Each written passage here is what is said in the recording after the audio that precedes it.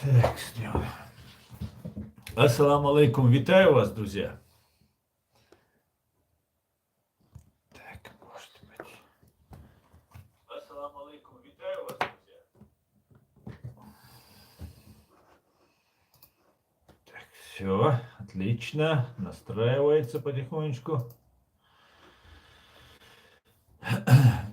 Друзья, сегодня у нас 26, если я не ошибаюсь, февраля 2024 года. С вами снова я, Аслан Арцуев, на канале в YouTube Reality канал и Аслан Арцуев в TikTok канале. Алейкум Мурат Машуой.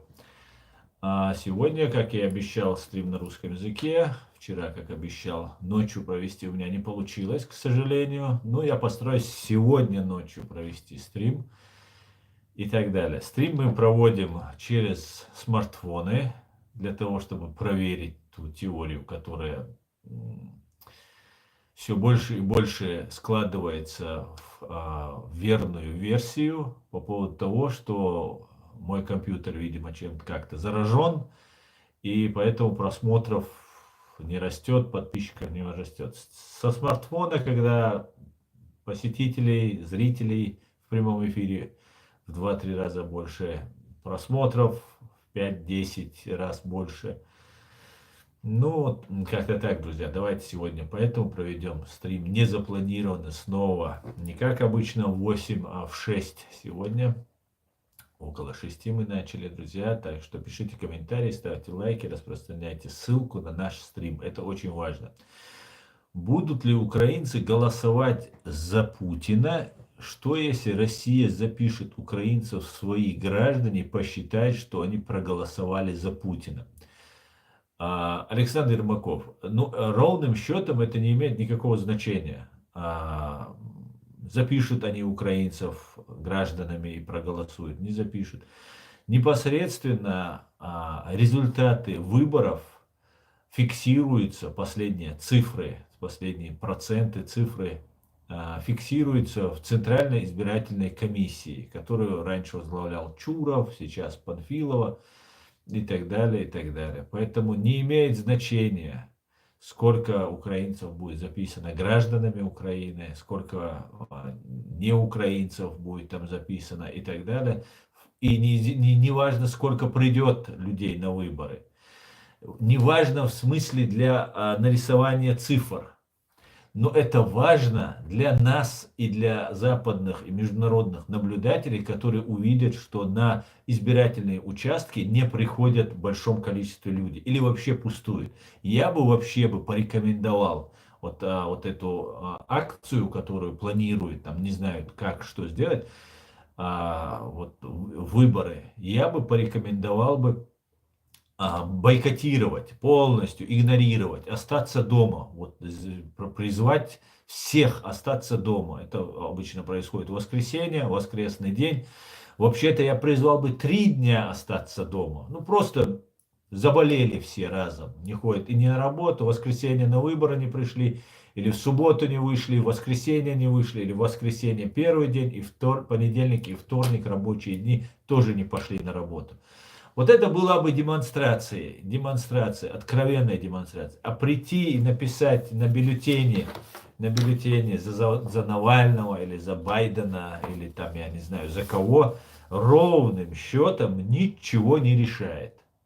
Потому что для наблюдателей, которые видят, что люди заходят на избирательные участки, выходят, видят активность на избирательном участке, это может свидетельствовать, ну все, люди еще питают какие-то иллюзии, даже если они против Путина. А возможно, они за Путина, мы же не знаем этого, правильно?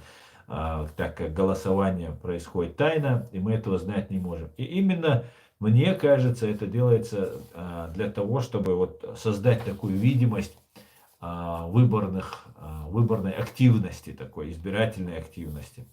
А на самом деле, конечно, это все фикция. Ну, ерунда, короче, полная. Как-то так, друзья. Так, давайте я почитаю комментарии из YouTube. Так, я подвину сюда, чтобы это было у меня прямо перед глазами. Все это было. в ТикТок я буду стараться тоже подглядывать. Так, давайте. Как СССР будет? Так. Маш Вовель, демократ. Сисер дедер му аш душу кенты. Дик дудал бухаста Ичкерия. Маш Вовель. Московия точно будет. Америка и Ичкерия. Да, демократ. А ты деньги нам заплатишь, чтобы дома сидеть? Геймлокеры. Нет, геймер-локер, я, конечно, тебе деньги не заплачу. Мне еще не хочется вам платить деньги, которые свою судьбу хотят изменить к лучшему. Поэтому нет, конечно, я тебе признаюсь честно, не тая, конечно же, и я тебе платить не буду. Я слышал, что Россия якобы прекратила одностороннем порядке типа отношения с Германией. Нет, Стелла, я не слышал об этом. Я об этом не слышал.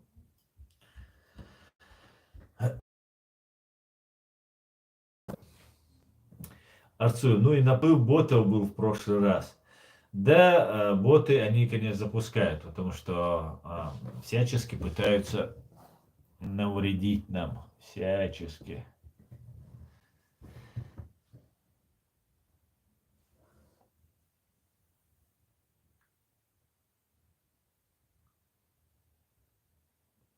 Так, ну давайте дальше. Патрушева, Путлера и всю ОПГ надо посадить на мешки ГИКСГ, пустить весь мир увидеть этот фейерверк. Ну нет, так жестоко не надо. Суд, справедливый суд. Ичкери, Делес, так, продам. Так, ясно, московиты, вам только сидеть и не работать.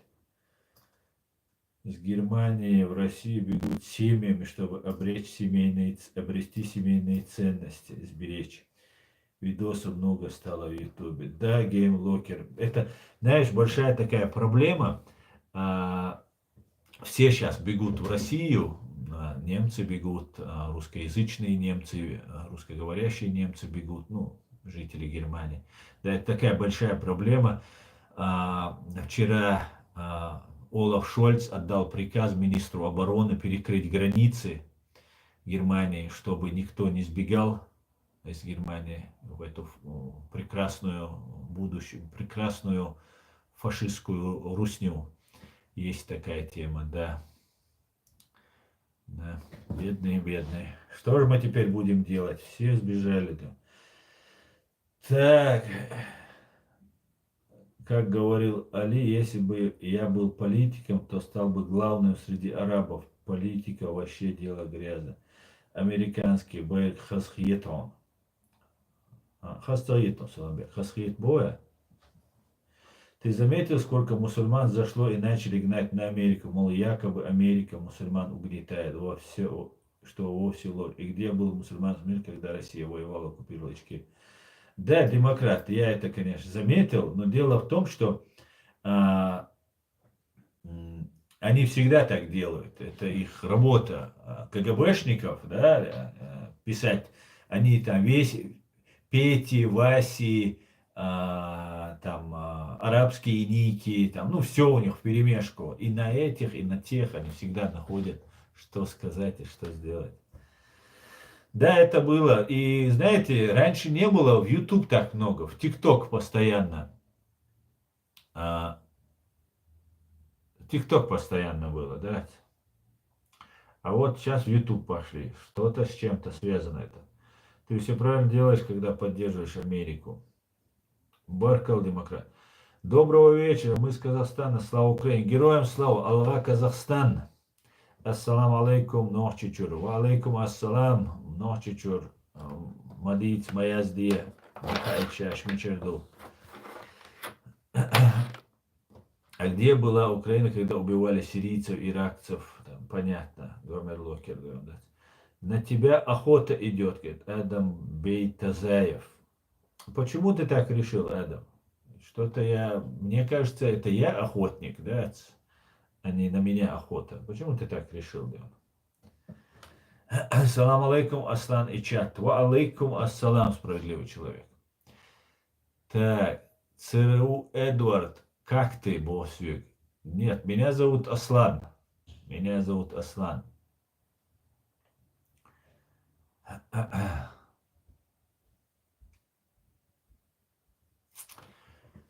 Чехенца сажа на бутылку. Я раньше никогда видела, чтобы... Ага. Ты где это читаешь? У меня стрим идет в ТикТок, как вы видите, и в YouTube. И читаю я в YouTube.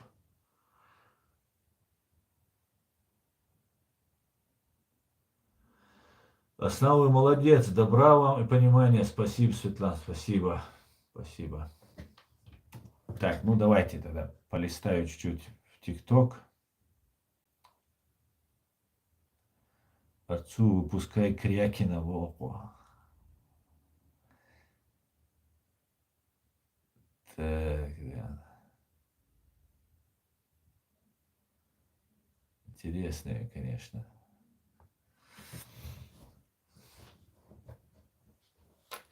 Так. Добрый вечер. Как сейчас компьютер работает? Нет, Леонид, я не с компьютера, я со смартфона, как вы видите. Нужно менять компьютер, и я его поменяю, ну, не сейчас. А пока будем вот проводить эксперимент, смотреть, как много у нас добавляется. Кстати говоря, каждый раз а,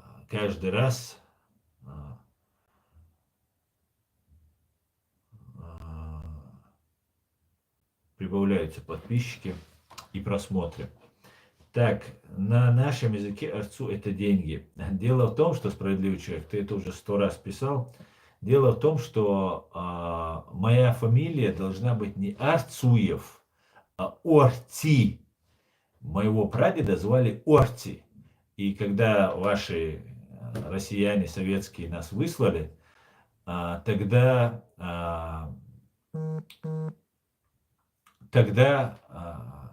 когда записывали фамилию, записали не Ортиев, а Арцуев. Это вот россияне неправильно произносят мою фамилию. Поэтому это хорошо, что ваше слово. Это первый раз пишу. Не пишешь ты, ну, может, это не ты пишешь, но на кумыкском, да, это Арти, значит. А здесь ты или такой же человек под ником, как ты, писали, что это значит. Поэтому это не в первый раз ты пишешь. Что думает, так что моя фамилия от слова Орти. Это имя чеченское. Орти означает гора, холм, такая гора. И по-чеченски Орти, Ортсвел, Орти это помощь, звать на помощь по-чеченски. Ортсвел это звать на помощь. И подняться на холм, на гору и крикнуть, это значит показать себя, заявить о какой-то проблеме. Или же, ну, призвать к вниманию к себе. Орцвел по-чеченски. Вот. Это значит поднимись на холм и заяви, значит. То есть обычно это делалось, когда была какая-то угроза, какая-то помощь нужна. И в чеченском языке орцвел, поднимись на холм, оно обозначает прийти на помощь в трудную минуту. То есть так дословно прийти на помощь. Так что это так, чтобы у вас не было разных интерпретаций, что я там кумык, еврей, там немец или кто я еще там у вас. Ну, причем ничего против кумыков не имею и всех остальных тоже. Да, ты писал раньше, справедливый человек, ты просто не помнишь. Ты писал, я знаю, откуда я могу знать, что значит арти на вашем языке. Вы здесь мне это писали. В РФ закон вышел, есть закон.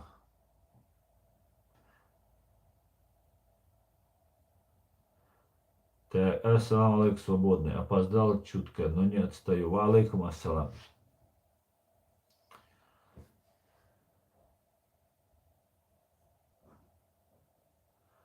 Казахстан. А что думаете о Калмыкии и калмыках? Эренцен Аконов. Я раньше очень много раз вспоминал калмыков и Калмыкию. И с большим уважением я еще студенческие годы познакомился, дружил с калмыками, с большим уважением. К большому сожалению, калмыки воевали у нас в составе оккупационной армии, убивали нас. Но в целом, как калмыки и к калмыкам как нации, я с большим уважением отношусь по личному опыту. Конечно, если они не имперцы и не воевали у нас, а если воевали, то, извините, будем привлекать. Да.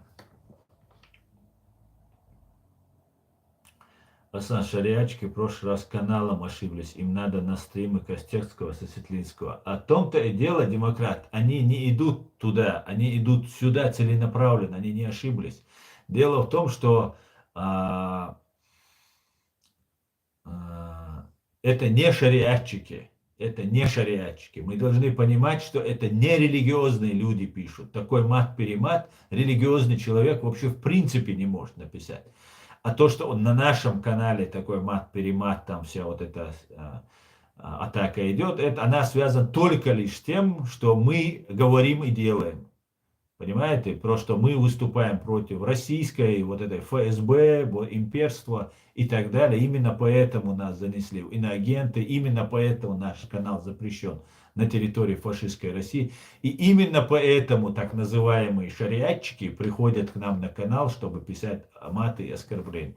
Остальные другие, которые видят видение мира по-другому, они не пишут. Я общаюсь с этими людьми, понимаете, и с шариатчиками, и с ваххабистами, и с каратистами, и со всеми, со всеми. Но не принято так, не у чеченцев, говорит. Ну и мы знаем, что у чеченцев это не принято. Ну как-то так, друзья. Поэтому не разделяйте нас. Во всем виновата Лубянка, во всем виноват Кремль. Вот мы как должны исходить. И вот эти все вот эти симулякры в виде вот этих шариатчиков, ваххабистов, там, каратистов, они на самом деле только прикрываются религией. Настоящие, с ними мы сможем, по большей части сможем договориться, конечно, я думаю, не со всеми, потому что есть везде особые люди. Ну, как-то так. Так, Казахстан Кашкетау смотрит. Алла, Казахстан. Смысл Ичкерии есть такие же люди, как и мы. Все пострадали от Сталина, в первую очередь русские. Да, Ян Игнатьев, к большому сожалению, пострадали все. Вы не правы, что в первую очередь русские, потому что в первую очередь это были чеченцы и ингуши, и другие народы. И русские были не первые, кто пострадали. Хотя я согласен с тем, что над русскими ставится больше эксперимент, после чеченцев, опять же, по сравнению со всеми другими народами в Советском Союзе и так далее. Дело в том, почему русские не так сильно страдают, потому что они уже покорились, они уже сдались, и у них нету своего. И им навязывают, что вот это чужое, которое им навязали, вот это русское, когда их сделали из там Чувашия там, и так далее, и всех остальных сделали там, и дагестанцы там есть, и все остальные. Вот из них сделали русскую такую нацию, и они считают, что это их, и это их устраивает. И они становятся уже сами инструментами по подавлению других народов. Потому что ментально, психологически они уже себя считают вот этими теми, кто их вчера, их отцов, дедов закабалял, там, преследовал там, и так далее. Поэтому не в первую очередь русские страдали.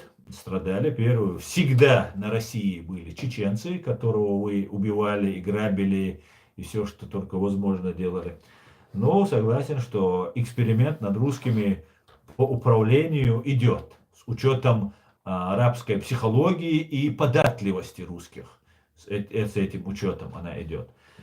Поэтому как-то так, да, как-то так. Так, это не чтоб задеть, пишу. Ясно, ясно. Поехали.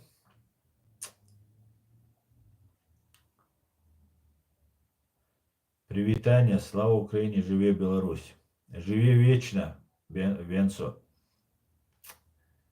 Так, в Казахстане были? По-моему, были в Казахстане, сейчас не помню. Как относишься к Чеченской демократической партии? Никак я не отношусь. И демократическая эта партия имеет отдаленное напоминание. Американский флаг, да, антимусульманская, антирелигиозная, да, эта партия имеет. Но к демократии, которая прямо разрешает свободу вероисповедания, свободу слова, эта партия или эта группа лиц партии, она еще пока не является, Они не имеют нет никакого отношения. Только в названии, как у ЛДПР. Зачем тагутский флаг сзади чеченского, говорит. Мухаммад Али, потому что такой мусульманин, как ты, где-то спрятался, и тебя не видно. И мне приходится вот делать то, что я хочу. Но у тебя есть интересный шанс. Ты можешь сам повесить ичкерийский флаг, поднять его и громко сказать, что Путин и Патрушев террористы. Ну, если тебя хватит на это.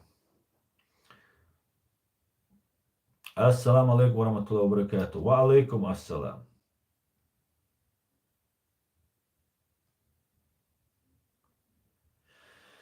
Чеченцы с Кадыровым для вас так.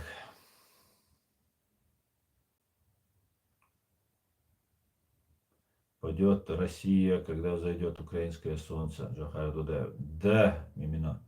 Салам из Азербайджана. Салам Азербайджан. Салам Алексей. Стрим больного человека. Чечня уже в Америку переехала, говорит Алексей Шандыбин. Тогда ты мне объясни, Леха, если я больной человек, то почему ваши вот эти банд учреждения, Минюст или кто у вас, Минюст, да, вносят меня в списки иноагентов? Почему меня просто не выпишут мне справку, что я больной, а? Это же легче же было, чем на весь мир меня рекламировать. Мне же фактически орден дали. Я думаю, с тобой твоя гибнявая власть не согласится, Деон. Салам всем свободным людям, салам Аслан. Ва алейкум ассалам, Эд. Витаю тебя.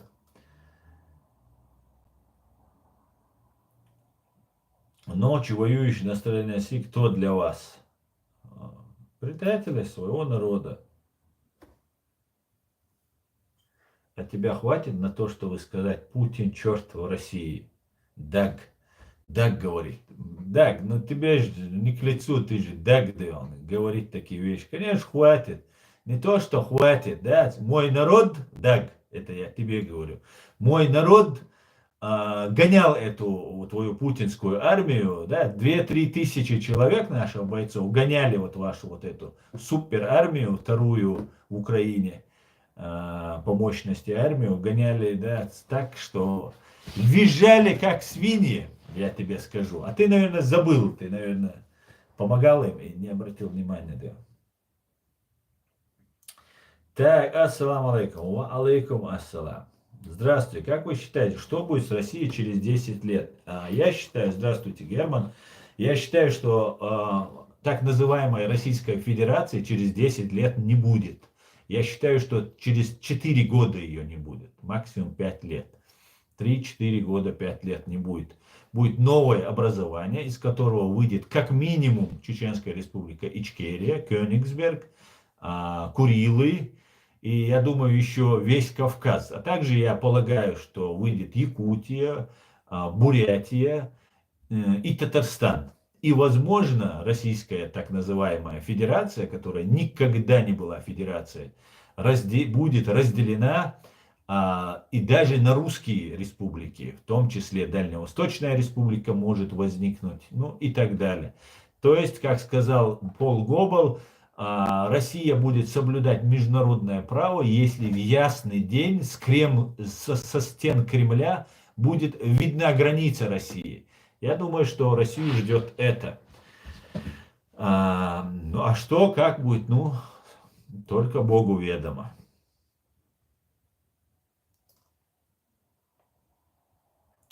Ассаляму алейкум, брат, ты здраво мыслишь. Ассаляму алейкум. Ва алейкум ассалам. А что прочитал и не ответил Кадыров, кто, говорит. Ну и что? Что мне тебе ответить? Кадыров, что, кто? Ты можешь формулировать? Или мне надо за тебя вот ответить, да? Разложить. А так я про Кадырова ничего не говорю просто, потому что, ну, сам понимаешь, Путина я ругаю, потому что Путин ничтожество. ФСБ, Лубянка, ГРУ, ничтожество. Это подонки, это террористы и убийцы. А про Кадырова, их марионетку, я не говорю, поэтому пропускаю твой текст. Ты так быстро вычислил меня. Просто уникум. Если вас рекламируют, это плохо. Один момент вы можете исчезнуть. Опасно делать.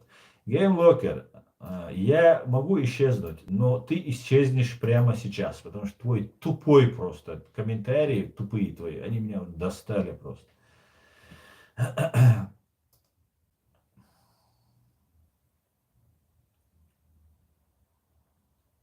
Так, Шайтан, мы найдем тебя. Бригада ВДВ, жди. Василий бандит. Василий, ну понятно, что ВДВ как бандитами себя ником назвать не может никто. Понятно, что вы бандиты. Я всегда вас только так и называю. За честность, Вася, респект тебе. Зато я всегда вас банд армией называю. Вы незаконные вооруженные формирования. Вы боевики и бандиты. Абсолютно с тобой согласен. А то, что вы меня найдете, неужели, Василий, ты ВДВшник? Да, я обычный ботаник, я юрист, понимаешь, правозащитник. Ты ВДВшник, уверен, моложе меня. Неужели вам надо всей бригадой меня искать? А тебя одного никак, да, душка не хватает, чтобы прийти и разобраться со мной. Не по-бандитски это, не по-вашему это, да, один на один прийти. Ну давай свою бригаду делай. Мне без разницы, ты один будешь или с бригадой, просто ты свою сущность показываешь, что ты бандформирование и еще только толпой готов. Ясно?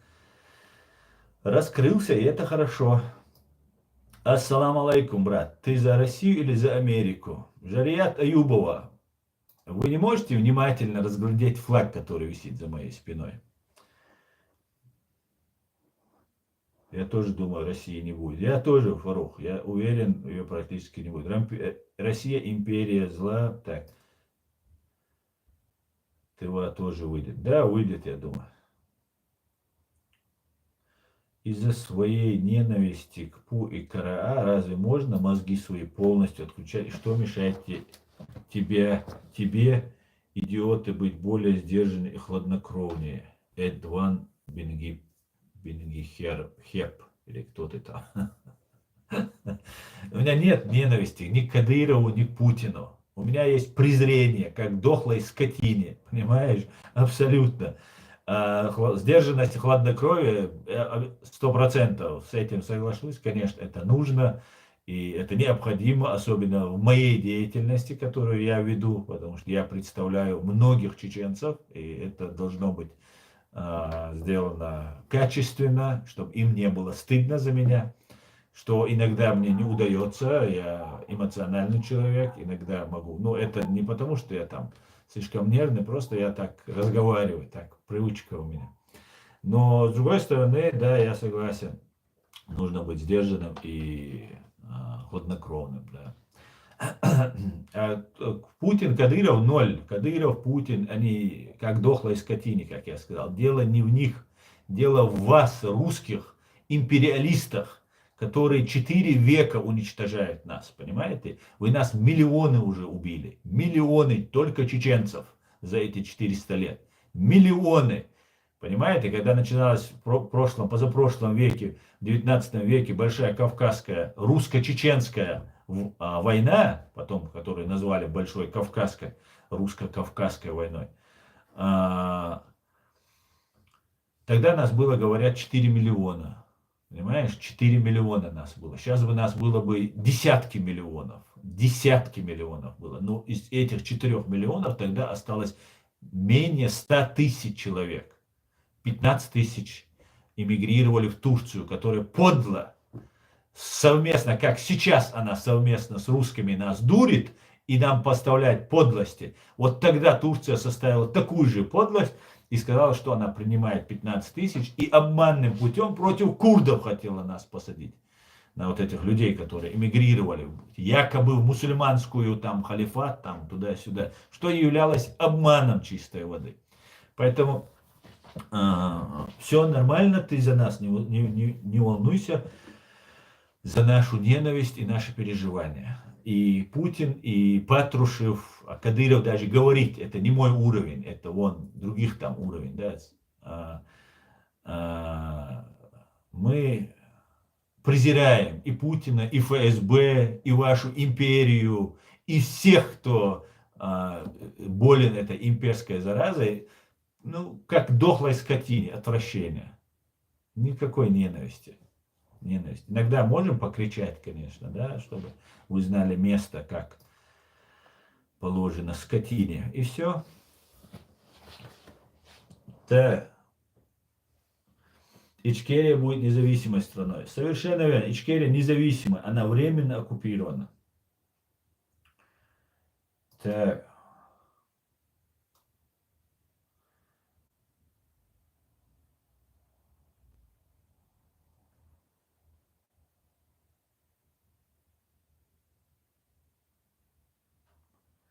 Ассаламу алейкум. Скажи, пожалуйста, почему американский флаг Зураб?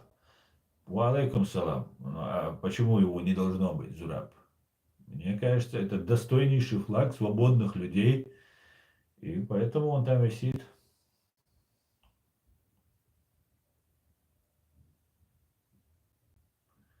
Эдва, нохчи уай, хилет. Дел делик, амил, дел. Дел делик, амил. Нохчи хилет. Nawal, nawal, nawal da. Bantu warion qist mayla qchwa. Так, ассаламу алейкум, ва алейкум салам. Так, так, так. А что ты на языке врагов разговариваешь? Говори на американском, тебя за это платят. Дар ветер, ну, во-первых, дар ветер. Во-первых, это трофейный язык. Понимаешь, мы им пользуемся, чтобы понимать друг друга. Потому что многие народы, которым вы навредили и насолили, знают ваш вот этот русский язык. Искусственный, кстати говоря, язык. Поэтому а так я не волнуйся, я немножко попользуюсь и забуду. Я тебе гарантирую, что Ичкерия, чеченцы, в течение 20 лет полностью перейдут на английский язык. Полностью. Я тебе гарантирую, что независимая, свободная Чеченская республика Ичкерия будет иметь чеченский и государственный, и второй язык, английский язык, на котором мы будем обучать своих детей и будем разговаривать. Русский язык, вы так переживаете за то, что на нем говорим мы, да? На самом деле это большая проблема, что мы на нем говорим. Только из-за того, что вашу пропаганду понимаем, и некоторые ведутся на нее, только благодаря этому вам удается захватывать другие территории. Поэтому не волновайся, забудем, как выучили, так и забудем, да? Так, давайте, я перемотаю, друзья, очень много комментариев, я смотрю, ну давайте я здесь тоже посмотрю.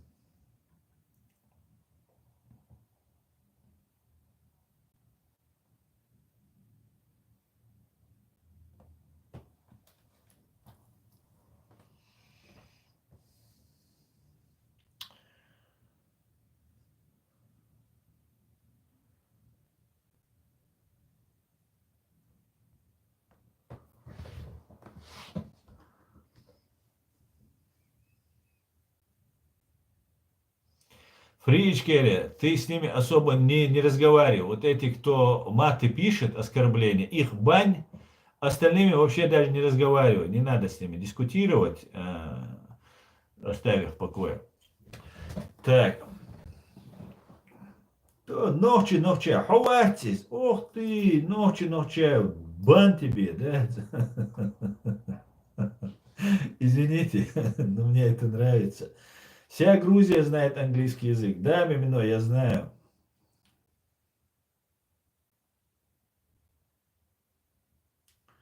Русский язык должен быть запрещен на территории Кавказа, говорит справедливый человек. Ну, запретить, конечно, это будет неправильно. Запрещать мы не должны никакие языки. Мы живем, мы демократичные люди. А так, да, так будем изучать английский.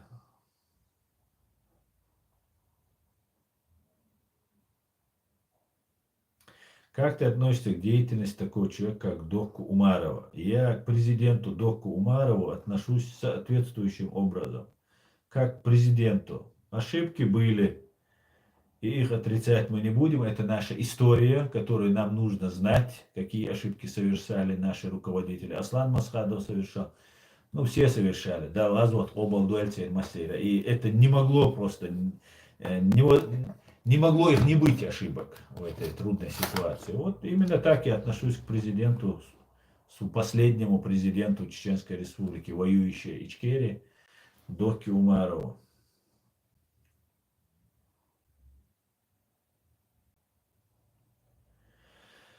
Так, что ты думаешь по поводу Шамиля Басаева? Шамиль Басаев – легендарный защитник чеченского народа и государства.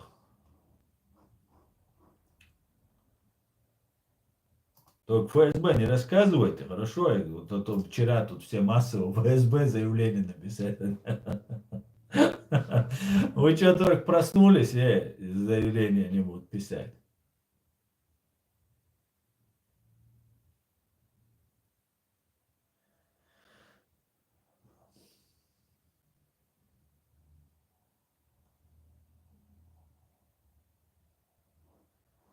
Так. Так, к нам зашли подхолопные девочки и будут мне писать комментарии. Ну, пишите. Аслан, почему столько комментариев? К нам подхолопные девочки зашли. Тролли разные всякие. Есть холопы, а есть их подхолопники. Вот, да. Так.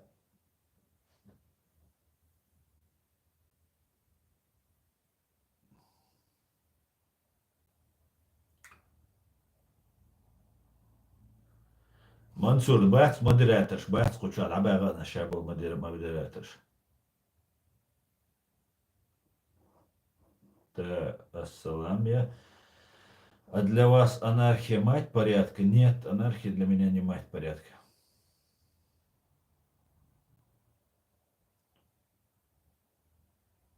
Ночик, инти, мырк, инти.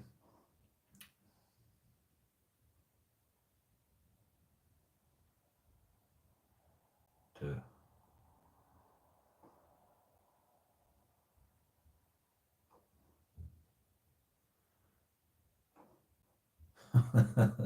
Дон Кихот, имама Чувабель. Мне, знаете, мне просто читать комментарии интересно, друзья, на самом деле.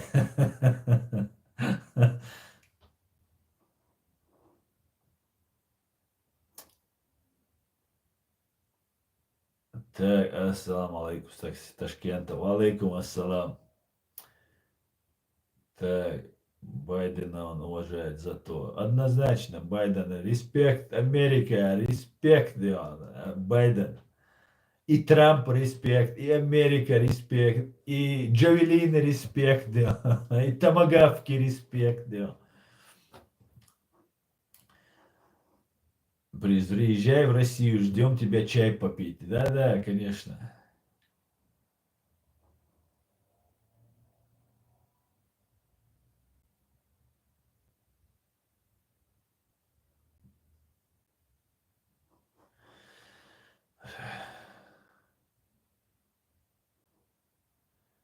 Идиотский смех это показать. А знаешь, а некоторым нравится. Вот я не знаю, вот какие-то, я знаю, дамочка, где ты? Пропала, дамочка. Анна. Анна, ты знаешь, что вот на таких вот Z-патриоток мой смех действует раздражительно. А на всех светло-белых, белых, в смысле, внутренне белых женщин и людей он действует очень положительно. Ну, видишь, как Бог дал мне даже этот смех, эту улыбку, которая вас раздражает. Представьте, это как Джахар Дудаев, даже после смерти он побеждает вашу империю. Я собираюсь продолжить его дело и после смерти наносить вам вред. И своей улыбкой, и смехом тоже.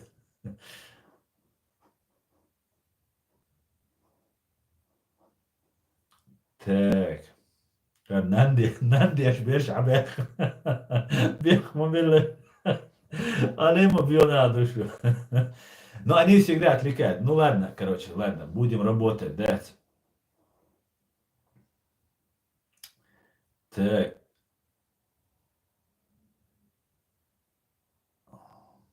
ассаламу алейкум из Казахстана. Ва алейкум салам. Аса Америки. Хундю. О. Америки, Гундё. Вова, ойнца волшу.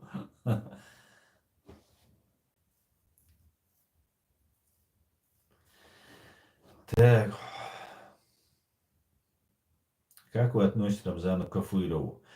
К Кафырову отношусь, как и положено, к предателю. Кафыров есть предатель чеченского народа, хотя он не чеченец.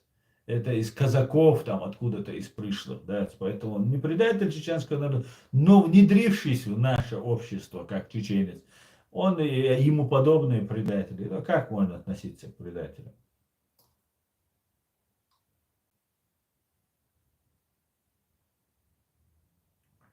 Салам алейкум всем чеченцам с Европы. Алейкум салам, Муса.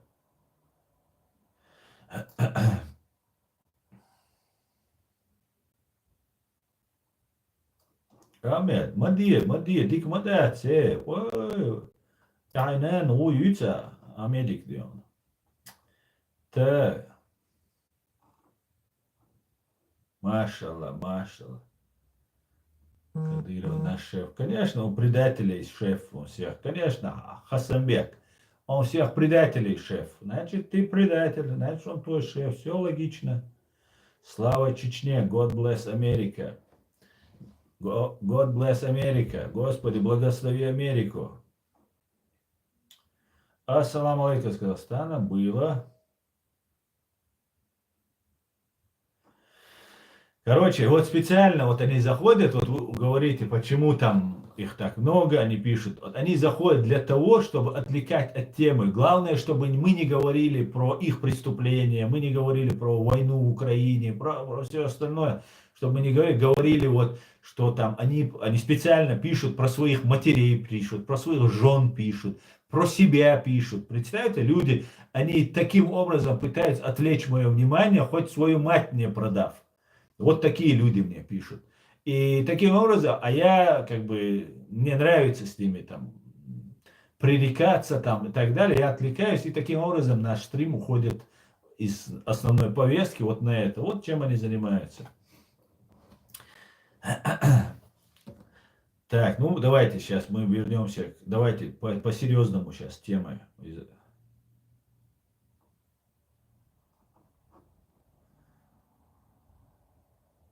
Америки до Китая Тухташ. Рахим, знаешь, Рахим, одно из Аздоев, да, наверное, не настоящее имя. Одно дело, когда человек пишет какие-нибудь там, даже если это противник, он пишет какие-нибудь умные вещи. Ну вот, когда тупость человек одну и ту же повторяет, ну, смотришь, думаешь, дешевка, да он. Ассаламу алейкум варахматуллахи вабаракату. Му, ассаламу алейкум салам. Дику дал бугаса. Хаму. Кадыров вас выгнал, Александр Захар. Как вы относитесь к другим регионам России? Всем имперцам я отношусь соответственно. Так, чей Крым? Крым украинский. Кадыров. Так. А почему ты не говоришь про Палестину? Там твои американцы убивают детей, женщин. А почему всегда про Украину? Аюби Тимиралиев. Дело в том, что Аюби 7 октября на день рождения вашего ублюдка Путина его арабские миньоны в лице Хамас напали на Израиль для того, чтобы именно отвлечь внимание от Украины. И сейчас вот ты нагло лжешь, конечно же, ты тоже тролль, но я отвечаю, чтобы другим было понятно, что американцы убивают. Американцев вообще там нет. Там Израиль и арабы между собой там выясняют. Одну ты и американцев туда приплел, конечно. Да, американцы союзники Израиля, но американцев там нет. Ну, тебе не важно, вам же главное что-то сказать. Поэтому, именно поэтому я говорю про Украину, потому что вашей террористической, фашистской Русне нужно, чтобы переключили внимание на что угодно, только с Украины оно что было переключено. Ну, а на самом деле 7 октября готовился очень большой сценарий. Было задействовано огромное количество акторов, большой арсенал пропаганды, денег, оружия и всего, и всего. Те же хуситы из Йемена, и все, и здесь, в Европе. Ну, просто должно было колоссально все измениться. Ну, увы и ах. Путин и Патрушев и ФСБ снова сели в лужу. Не получилось у них разжечь мировой пожар революции. Не получилось. И мы, чеченцы, тоже должны были сыграть определенную роль в этом. Нам отведена была роль торпед, которых должны были, вот, как Кадырова показывают с этой стороны, с той стороны показывать там религиозных там чеченцев, которые приехали спасать Аль-Аксу. Ну, короче, весь пропагандистский вот этот нарратив, который они нам тут забрасывали. Поэтому как-то так, Дерен. С Украины переключаться не будем, Дерен, да? Давайте.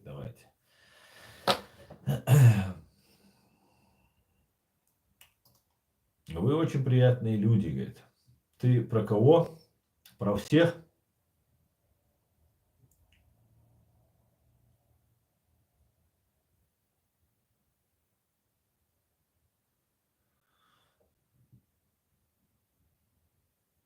Где можно вам задонатить? Куда переводить деньги? Дело в том, что апассимент.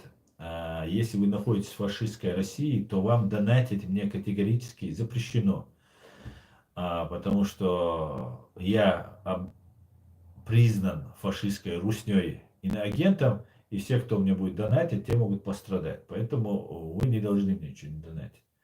Если вы не в России находитесь, у меня есть ТикТок. Можете зайти и в ТикТок задонатить.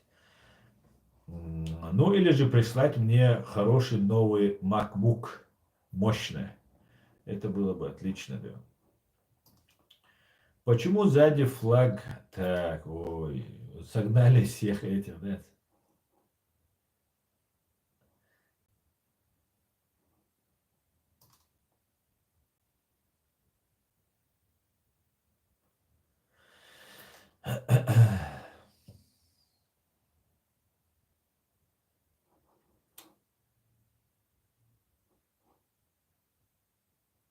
Субханаллах, называешь Хамас ублюдками, не стыдно ни тебе? Ублюдки, это я еще мягко их называю. Эти военные преступники, совершившие акт геноцида и еврейского народа на день рождения Путина, заслуживают еще больших эпитетов. Да?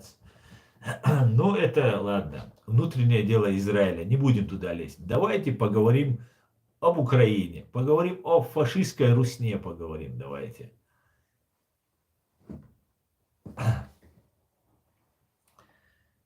Так, да.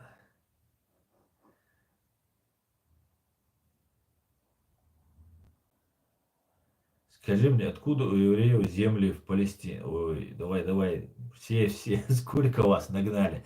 Так, давайте нормальных мне вопросов, да?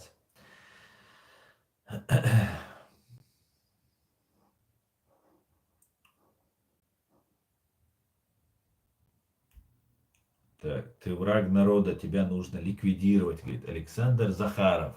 Александр Захаров, говорит, я враг народа. Алексашка, Санек, ты знаешь, враг народа для нас, для чеченцев, от ублюдков, имперцев русских, для нас не новость. И ты сейчас просто назвал тем, кем называли моего отца, моего деда, моего прадеда и всю нашу историю. Поэтому ты сделал мне комплимент. Я враг фашистского, российского, имперского народа. Это правда. Но я враг не потому, что я выбрал этот путь, а потому что вы, сфора палачей и ублюдков, незаконнорожденных, в собственной моче под забором зачатые, уничтожаете мой народ. Понимаешь? Вот поэтому я ваш враг. Не потому, что я вас выбрал врагами. Вашу субстанцию, вот эту имперскую, вот это быдло, чем выбирать врагов, у нас у чеченцев есть есть такая пословица, лучше иметь достойного противника, чем недостойного друга. Так вот, вы недостойные противники. Вы недостойны, чтобы мы, чеченцы, с вами сражались. Понимаете? Настолько вы ничтожны. Вы то, что вы делаете, когда вы заходите в оккупированную территорию. Гадите в бассейны, на столы там, и так далее. Это ваше бескультурие. Вот. И поэтому нам недостойно с вами воевать. Мне недостойно с вами воевать. Понимаешь? Но у меня нет выбора. Потому что рыжие псы из Маугли, их много, к большому сожалению. И приходится как-то так, Леон. Но я надеюсь, ты понял мой посыл, Леон. Ликвидировать меня может только Всевышний Аллах, заканчивая ответ на твой вопрос. И Александр Захаров, я уверен, это не твое настоящее имя, но было бы хорошо узнать, кто мне прямо угрожает ликвидацией. Кстати говоря, деньги за меня уже уплочены вашей бандармией, вашими бандитами за убийство меня. Поэтому ты ничего нового не открыл, Леон. Как-то так.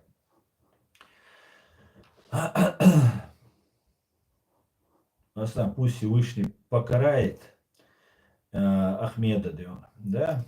Ахмед, пусть он тебя покарает.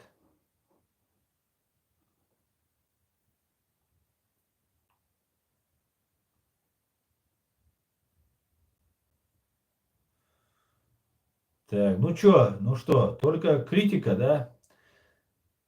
Так, Кадыров был бы мужчина, если бы настиг его, этого еврея. Кадыров меня может настичь только в наручниках, связанным у себя в подвале. Понимаешь? Вот все, что может ваш Кадыров. Но Кадыров он никто. И самое интересное, меня забавляют русские, которые ссылаются на Кадырова. Неужели у вас своего витязя не нашлось? А? Неужели самая гниль чеченского народа у вас является витязем? Задумайтесь просто, в каком положении находитесь. Имперцы, русисты.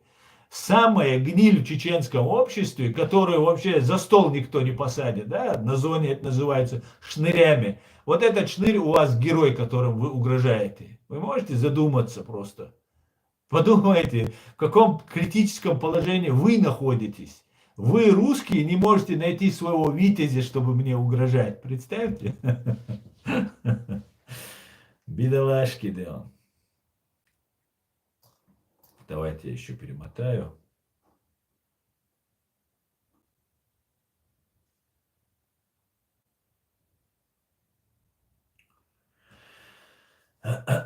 Здрасте, почему канал недоступен? Дело в том, Юрий, что на территории фашистской России мой YouTube канал запрещен. Запрещен. Не любят правду. Русисты не любят, да. Так, ва алейкум ассалам, бек ночи. Твое существование это лишь вопрос времени. Тебе остается только лаять, так что голос, песик. Да. Кадыров себе штаны ракует. Стоп, весело как. Да. Ликвидаторы здесь сидят, да. Так, ты где был в 99-м году? С какой целью интересуешься, Леон?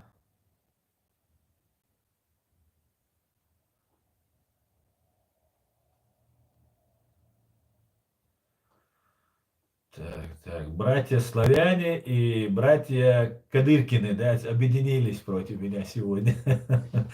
Это интересно. Конечно, бывал, Ливан, в Грузии бывал, много раз бывал. Ну, не много раз бывал.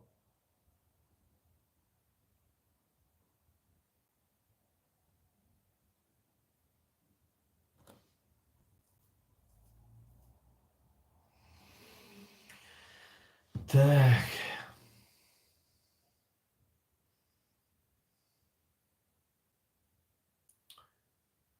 Так.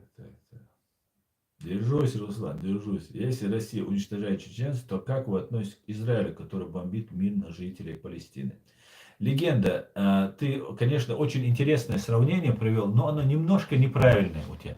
Точнее, оно абсолютно неправильное. Дело в том, что Россия уничтожает чеченцев, в этой части я с тобой согласен.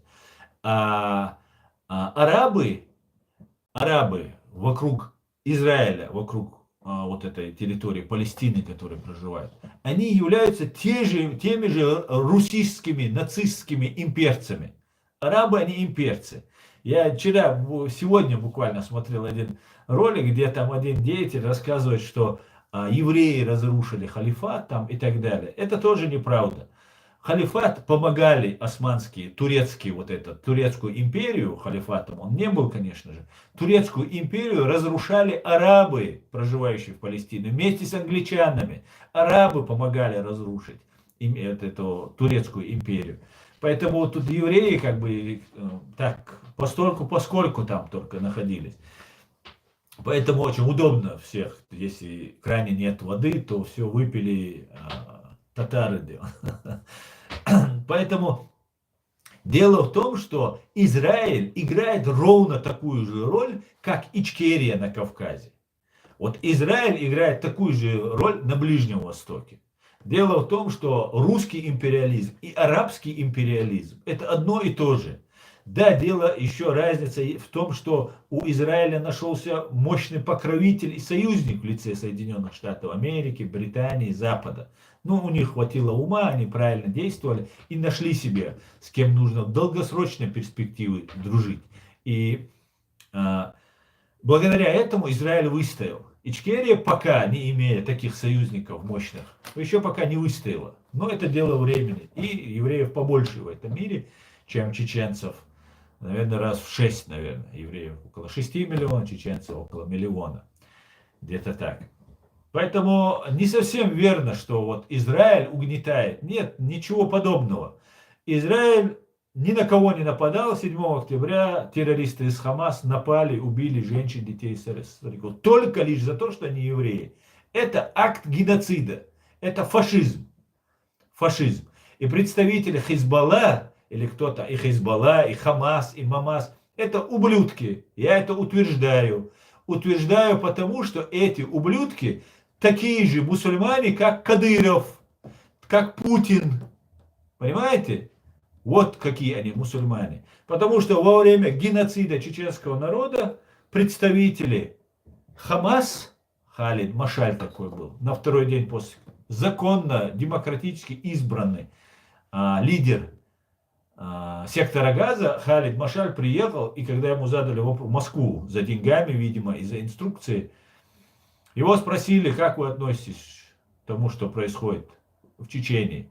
А в это время, в 2006 году, идет усиленный геноцид чеченского народа. Геноцидище идет.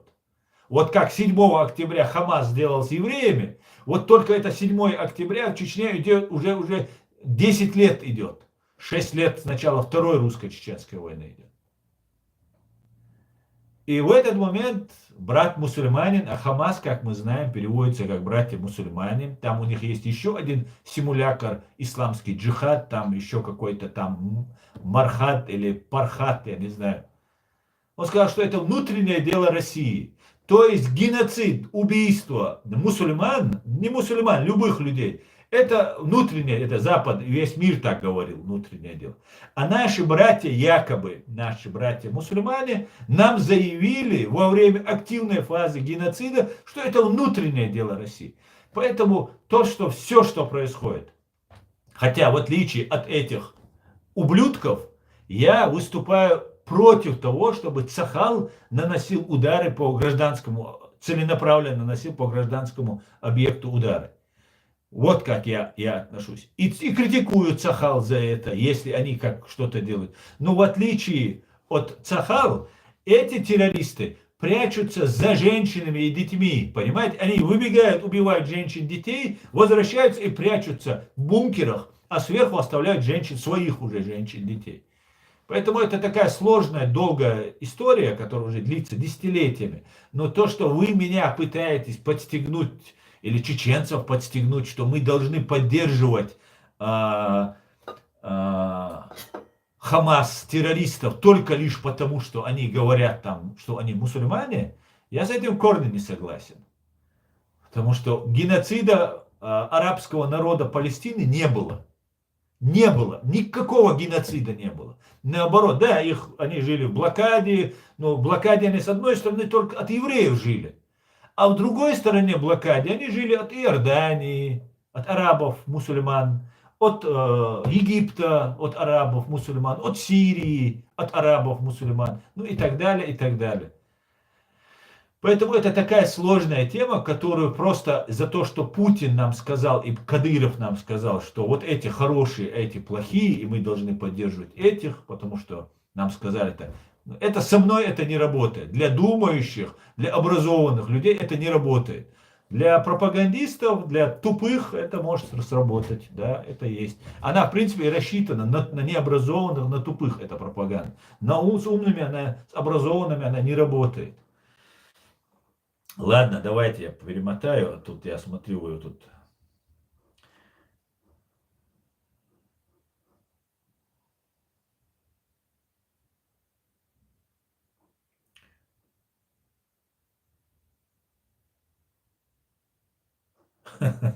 Смотрите, UFC тут есть, это все подхлопные. Это они, UFC тоже пишут такие названия, чтобы показать, что они бойцы. Он пишет, пожалуйста, пожалуйста, он пишет, я осуждаю терроризм, а вот этот подхлопный пишет, пожалуйста, распространите жалобы о том, что я проповедую пропаганду терроризма в Ютубе, вот, пожаловаться. Вот это вот, стукачок такой нарисовался. Я тут осуждаю хамасовских террористов, а он на меня призывает всех писать жалобу, что я поддерживаю террористов. Ну вот и вся сущность вот этих,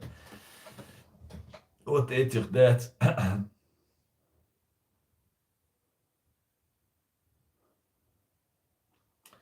Так.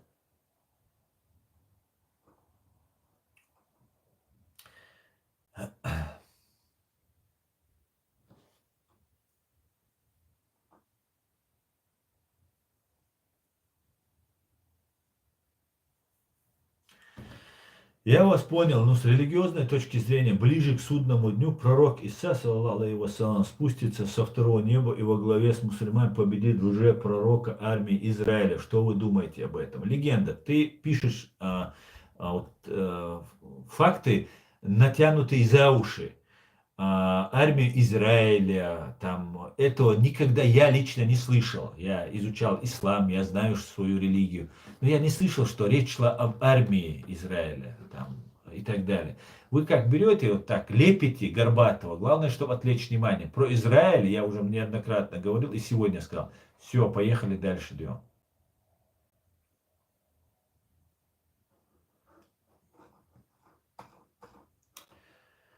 Так.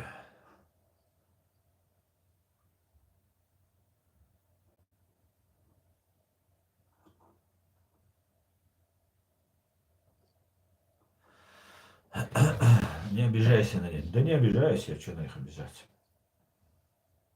Ты предал и избежал к евреям, говорит. Кого я предал? Русских предал. Хас Иби. Я Россию предал, русских предал. Ясно дело.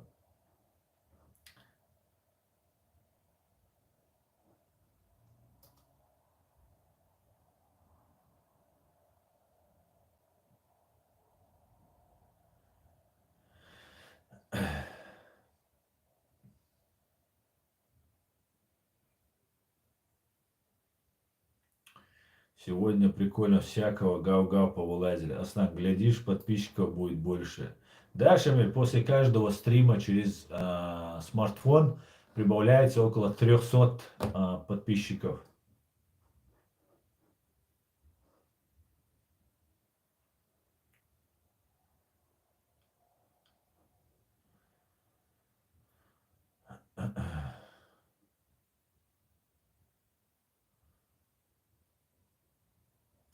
Давно тебя смотрю, полностью поддерживаю твои взгляды. Спасибо, Флаттера.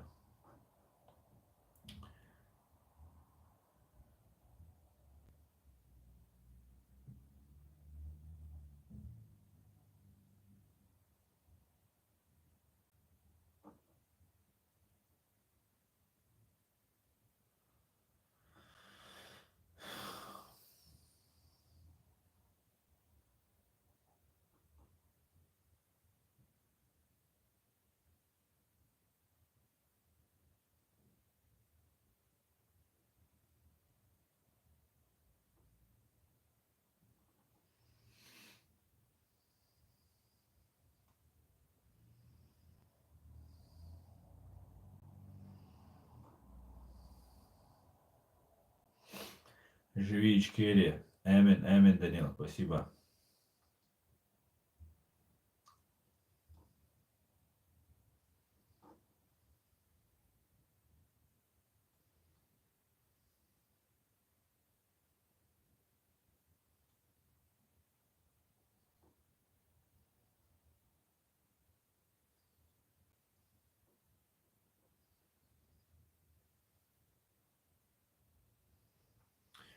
Сколько тут за Хамас? Но почему-то сидят на диванах и не едут помогать, а только болтают, как бабы на базаре. Сколько вас, лицемерных диванных воинов, вы едете в Украину воевать за Рашку? Совершенно верно, Бек. Они именно те, кто сейчас сидят тут, они и пишут комментарии, которые поддерживают войну против Украины. Это вот эти есть все. Тролли обычные. Им дали задание гасить нас. Вот они сидят и отрабатывают свои 15 рублей.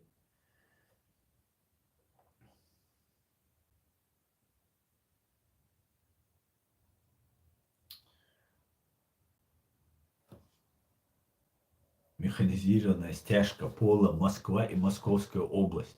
Говорит, цитируй все комментарии. Ему хочется все слышать.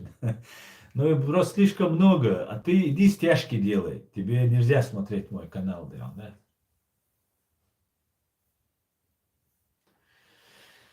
Так.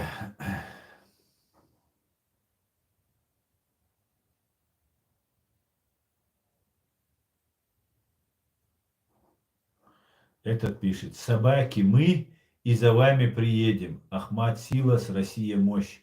Арис, ну ты по-русски написать научись. Ты же, наверное, не хотел сказать, что вы собаки. Но вы пишете такие вещи, я удивляюсь. Собаки мы и за вами приедем. Ну, Арис, ну будь человеком. Хотя, куда тебе?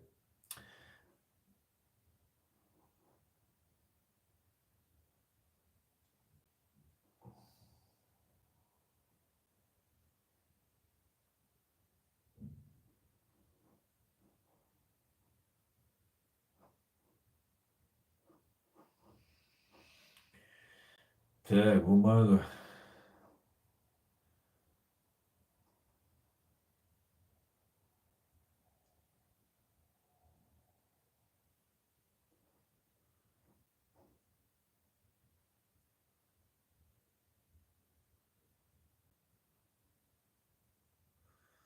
Так, ну все, короче, вопросов нет, только здесь.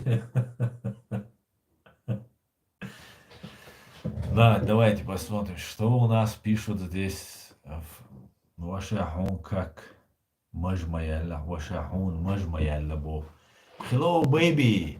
Дал اسمج بيقي انت يا سما وليلشون إيمان تياش حالي هول إشاء قيت شو بروس شاح الوما دات سديز إش دال إش دينا شاح حالي هوليس قيت شو hello baby. Так, короче, если Хамас прятал за женщин и детьми, то можно бомбить. Так, مش حل يل خائعون مش حل يلي خائعون بقول их биндер нёхе 95.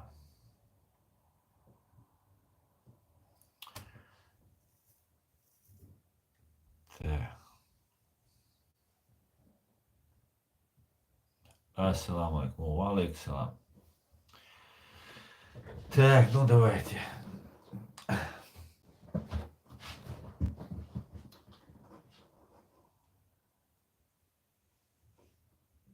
Так.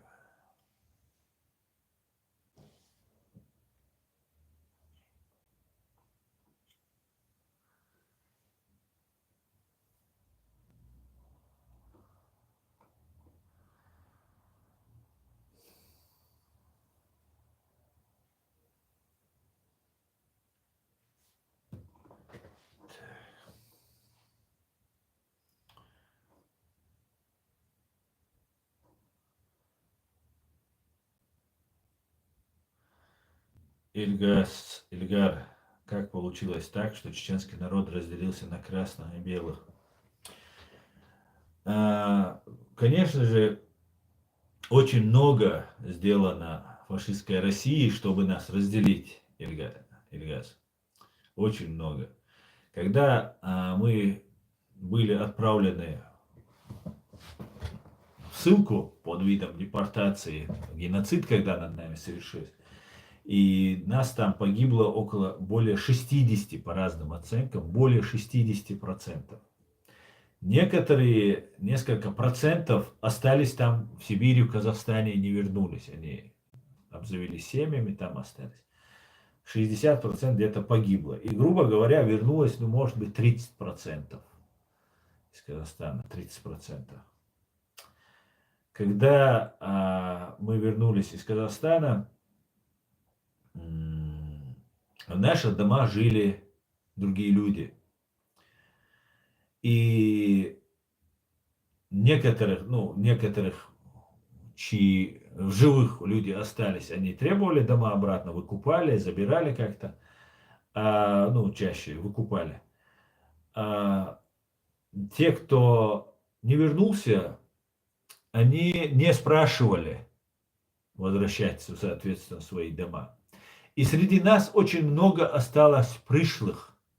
В Грозном 80% было не чеченцев, чеченцев вообще не прописывали. Даже 95% было не чеченцев. 80% только русских было в Грозном. И вот таким вот образом очень много осталось не чеченцев, которые говорят на чеченском языке, которые ненавидят чеченцев лютой ненавистью. И это не всех, конечно, касается. Но есть такая группа людей. И долгое время, основываясь на этой агентуре, в том числе привели нас вот к той ситуации, в которой мы сейчас оказались. Вот как-то так, если объяснить. Россия, Советский Союз долгое время занималась разделением нас, очень долгое время. Плюс еще, знаете, как слаба демократия против тоталитаризма, против вот этих разных авторитарных режимов и систем, также чеченское общество слабо своей человечностью и гуманизмом. Это может показаться странным, когда нас представляют на весь мир какими-то там где-то убийцами, людоедами и так далее. Но на самом деле мы очень человечная нация. Мы очень миролюбивая нация. Да, у нас в силу сложившихся обстоятельств милитарная культура стала. Но при всем, как и любой военный, мы знаем, что такое. Мы ценим мир, мы ценим человеческую жизнь. Потому что мы знаем, что это такое. И вот таким вот образом нас втянули вот в это во все. И мы не наказывали предателей и коллаборантов. И если даже происходило какое-то наказание этого, то поднимался такой вой, и на Запад писали, что вот там Дудаев кого-то обижает, там, третье, десятое. И будучи демократами, гуманистами, и Дудаев был одним из главнейших гуманистов 20 века, конца 20 века. Ну, вот такая вот ситуация. Может быть, не очень складно я это рассказываю, но ситуация именно так выглядит. Так, ну ладно, давайте.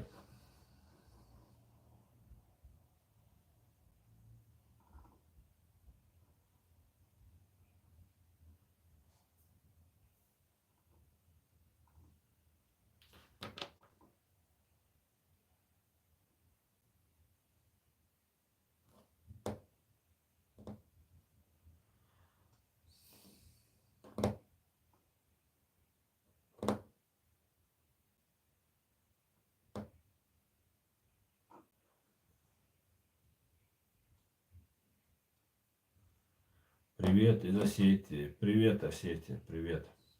Сидит под так, то. Просто правда, что ахматовцам будут давать жилье в Грозном, Чечню готовят заселить русскими. Я не слышал, Павел, но, скорее всего, именно так и будет. Вот сейчас вот отправляют со всей России ведь люди, которые приехали через клуб вот этот банду Ахмат, ЧВК Ахмат, эти люди получают хорошее жалование, ну, относительно хорошее, 200 тысяч, это 2000, да, по-моему, евро. И, скорее всего, ими будут заселять. Да, вы правильно говорите, и это очень похоже. У русских большая проблема. Дело в том, что они нас хотели депортировать, а не просто уничтожать. Но мы оказали сопротивление, и поэтому депортация у них не удалась. И из-за того, что и не из-за большой любви к чеченцам или к чеченоговорящим, они Кадырова посадили во главе этой республики. На самом деле они ненавидят лютой ненавистью все, что связано с чеченцами и Чеченией. И вот они собираются, давно собираются опустошить чеченскую землю и заселить туда вот своими вот этими разными колонистами.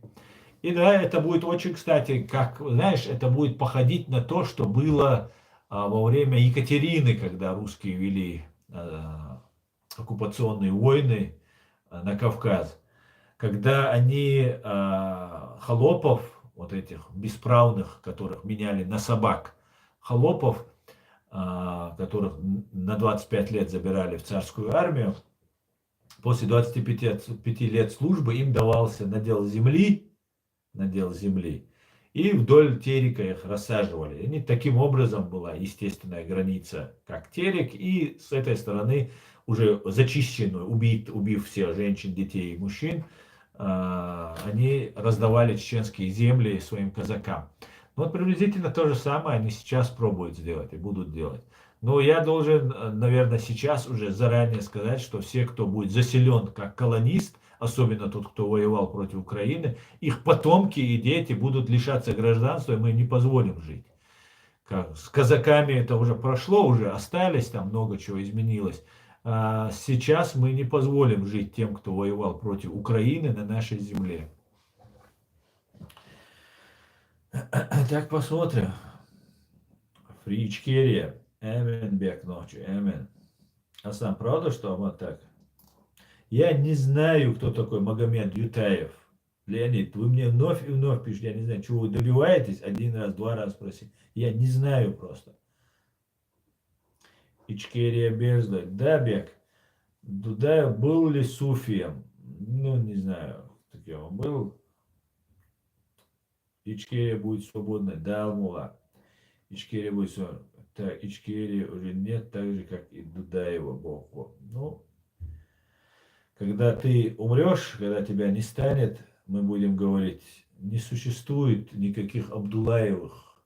Он умер, да он. И все, нету больше его, да. Ичкерия будет свободной. Так, давайте еще. Ахмад Силас.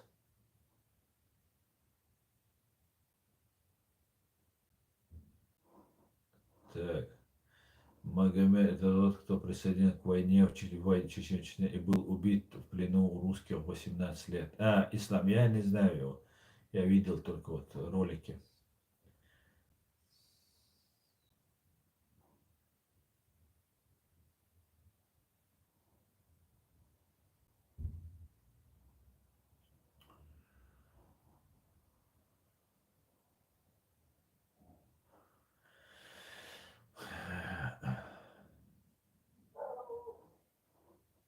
Так.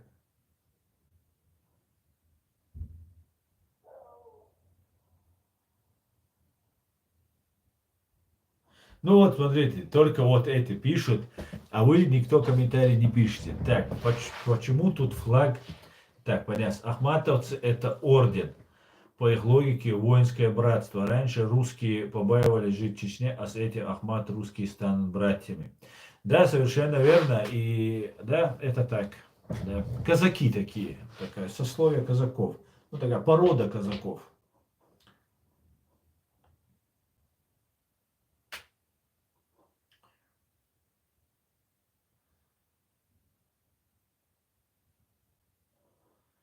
Витаю, Украина, витаю.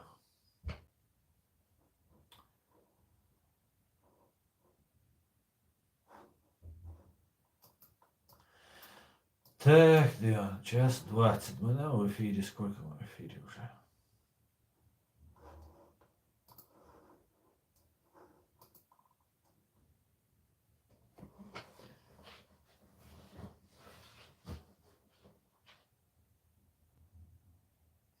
ده مولا از FSB بروحه غوروها بو از اديل دعوق روحه ده مولا ده ما جو يسوم يا عين غا ديزرون هم يلي يسوم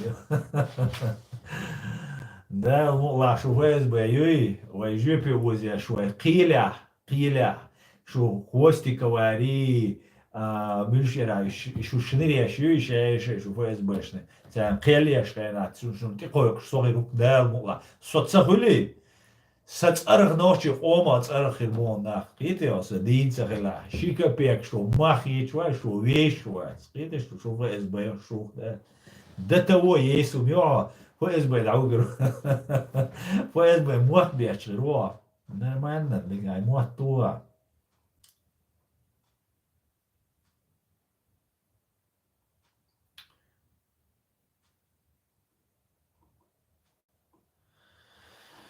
ده تو يسوع شو شو دوقهم ده عيال шнырь что. О, моя. Как вы относитесь к тому, что Урал заявлял о своей независимости в 91 году? Положительно отношусь. Все, кто хочет, должны отсоединиться. А вот этих всех, которые мне здесь комментарии пишут, смотрите, сколько я здесь. Вот их всех, кто комментарии пишет, их всех в Рашку дел. Обратно, в Руснюшку.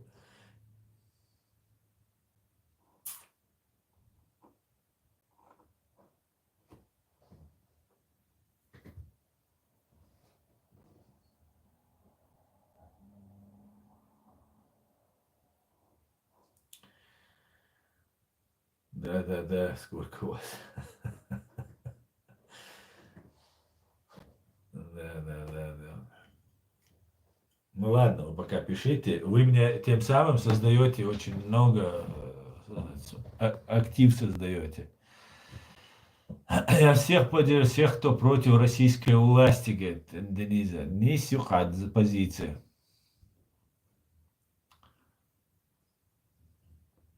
Слава Украине, героям слава. Ассаламу алейкум, даже охотники, а не охотников.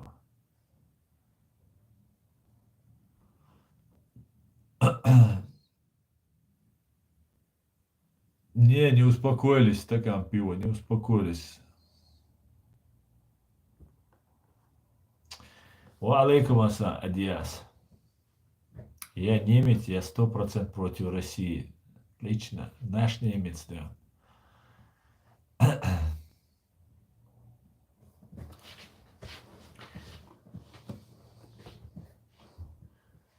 Так, актив, Баня. Ona, идешь и те. Хаусиш я здесь в комментариях, хаусиш просто интересно, это что? Ваш мукош.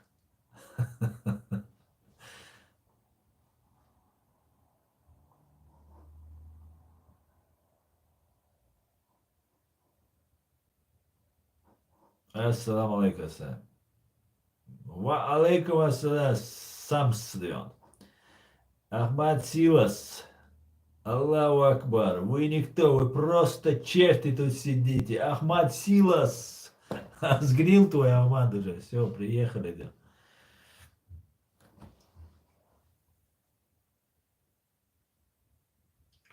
Почему русские больше боятся национальное движение, чем религиозное? Дело в том, что национальное движение на Западе получит поддержку, если оно не будет таким радикальным, каким-нибудь нацистским. А религиозное точно нет. И именно поэтому русские пытаются любое национально-освободительное движение перевести на какие-нибудь религиозные или же на крайний случай какие-нибудь радикальные, экстремистские рельсы. Вот в Украине украинский национализм они пытаются представить таким ярым, махровым нацизмом, фашизмом. И точно так же и с религией. Все на войне верующие, как известно, ну вот можно представить вот этих верующих людей, представить такими отморозками, которые там воюют ради того, чтобы там убивать или умирать самим.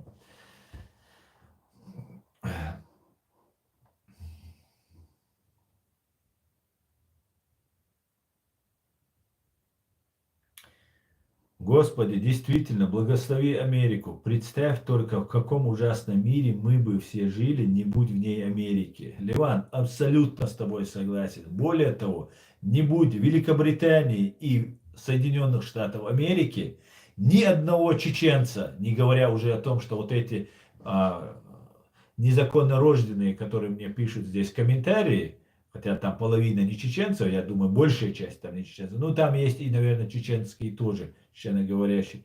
Так вот, не то, что Кадырова главой, не то, что вот эти писали, ни одного в живых нас не оставили бы, в живых, не говоря уже о том, что у нас была бы республика. Поэтому, Господи, о Аллах, благослови Америку.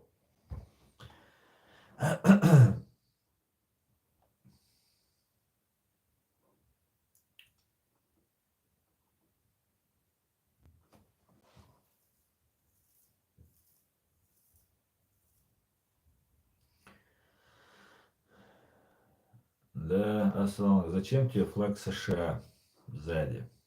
Ведь политика, да, до свидания, давай, гуляй. Так, вы говорите про диванных героев, вам не смешно, товарищ? Так, если вы диванный герой, идите с Ичкерию, что вы там из-под ковра базарите, говорит. Так, свободу Кавказу, да.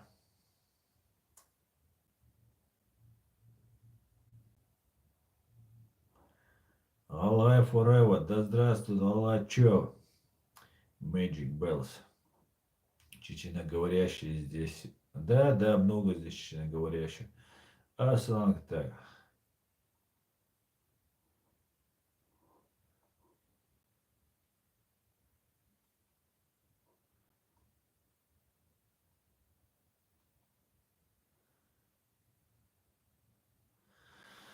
Я не сторонник России, и не сторонник США, как вы, и не сторонник Кадырова, и не сторонник той человека, который пропагандирует вы. Вы несправедливо говорите про арабов, я же русский, вы лицемерите, говорит легенда. Легенда. Ты определись, ты мужчина или женщина, ты наполовину в положении, не получится быть, да? Слава всем тем, кто ведет себя достойно. Да, Муса, униженные тролли, брысь, смотрите, соловьиный помет. Да, совершенно верно.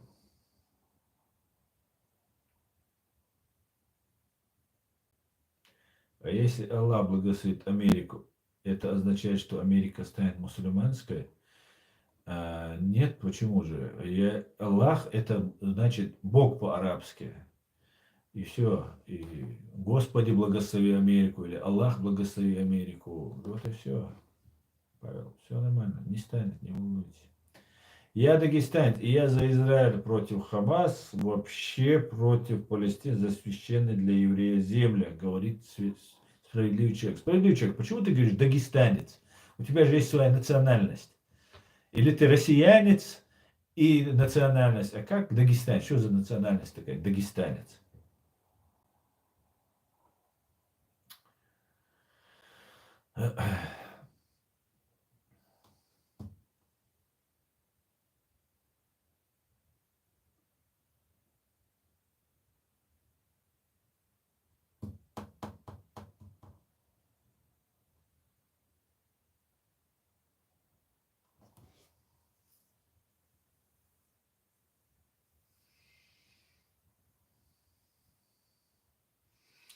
Джек Бриджет. Валейк салам. Да, я знаком. И это агент российских спецслужб. Уже 100 миллионов раз сказано. Зачем вы мне вновь и вновь вот этого агента мне здесь подсовываете?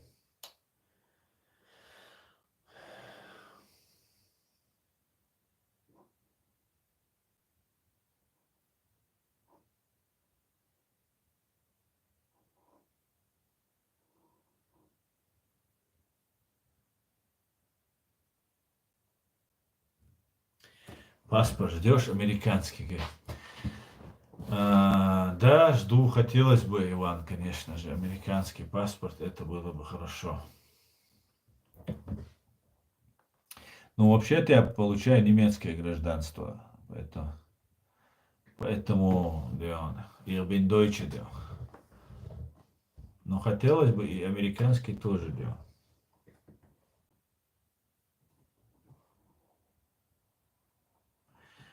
Так, если Бог благословит Америку, то выходит, что вы говорите как мусульманин в адрес Америки, это хорошо. Почему столько негатива? Ну, я не знаю, вы еще не поняли, что здесь происходит. Это платные тролли, которые зашли. И я включен в список иноагентов фашистской России.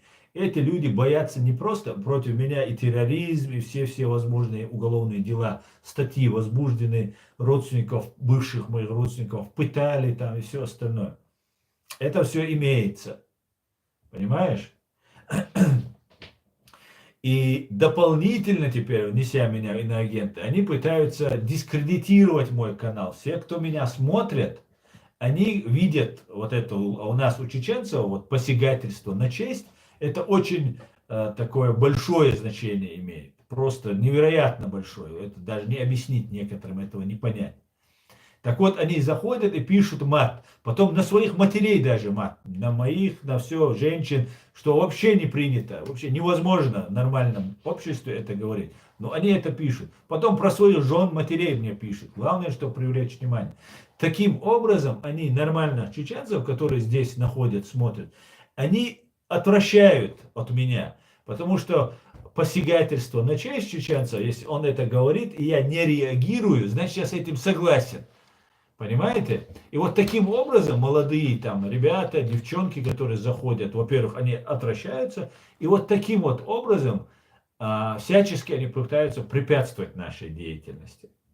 Поэтому здесь нету чеченцев, которые там хотят ненавидеть Америку или оскорблять меня там матом и так далее. Да, есть чеченцы, которые пребывают в пропаганде, есть чеченцы, которые обижены на Америку за что-то там, допустим, не до конца помогала, пребывают в пропаганде за то, что там воевали против Сирии, там, Сирии, Ираке, там, в Афганистане там, и так далее. И как бы якобы предъявляют им, потому что русские ведут большую пропаганду против англосаксов, Америки и так далее. Но в основном вот все, что вот эти пишут, это пишут тролли. И они, скорее всего, большая часть их не чеченцы. Они сейчас, если вы видели, много роликов, где русские девчонки, армянки, парни, девчонки говорят, учат чеченский язык, общаются на чеченском языке. Это вот это они и есть. Вот это веб-банда, вот эта гибнявая фашистская Руси, вот которые пишут. Их задача просто сбить наш эфир, сбить, чтобы я не говорил про преступления фашистской России, не говорил про Украину, не говорил про фашистскую саму русню внутри вот этой системы. Вот их задача, и в определенной степени им это удается, потому что я переключаюсь и начинаю говорить. Но дело в том, что мне самому это нравится. Мне нравится им отвечать, мне нравится их опускать, и мне нравится показывать, что они ничто, и звать их никак, что они за 15 рублей тут пишут комментарии. И вот таким вот образом я получаю релакс, реально, и у меня появляется энергия, да, после того, как я парочку нужных фраз скажу им, чтобы они знали, а это останется в истории. То, что они пишут, это тоже останется в истории, потому что все у меня тут сохраняется. И всем будет видно при желании, через 20 лет зайдет какой-то молодой человек и посмотрит, человек, который заступался за чеченцев, который говорил не убивать чеченцев, дать им свободу, чеченоговорящие или русские, выучившие чеченский язык, или армяне, кто там еще есть, писали вот такие вот комментарии. Это будет очень интересно. Именно поэтому они пишут. Они не хотят, чтобы чеченцы подружились с Америкой. А вот за последние 5 лет, 9 лет, которые я здесь нахожусь и веду деятельность, чеченцы в корне пересмотрели отношение к Америке и к Западу. В том числе благодаря моей вот деятельности, которую я веду. Понимаете? Русские как огня боятся тем, что мы подружимся с Америкой и Западом. Потому что тогда мы расскажем правду о России, об империи. Тогда мы привлечем к ответственности русских террористов и имперцев, которые убивали нас. Они этого боятся. И вот чеченоговорящие или похожие на этих чеченоговорящих им помогают в этом, пишут разные комментарии там, и так далее, и так далее. Поэтому как-то так, друзья.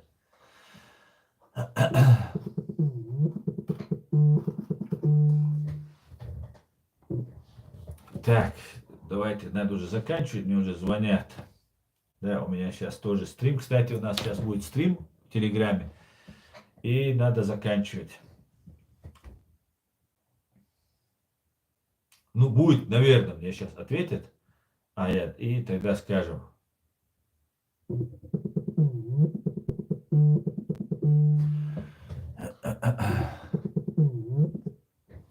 Так, друзья, мне названивают, поэтому я должен отключиться.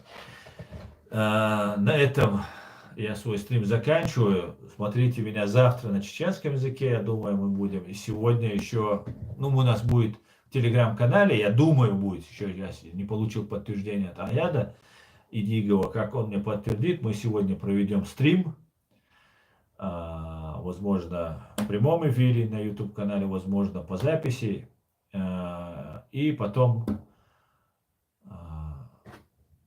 если что, я выложу это видео. Всего самого хорошего, слава Украине, все будет Ичкерия, слава Украине, Господи, благослови Америку. Адикер маш оль бюсле галешо.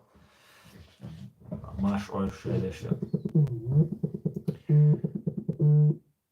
Так, сейчас я отвечу, подождите.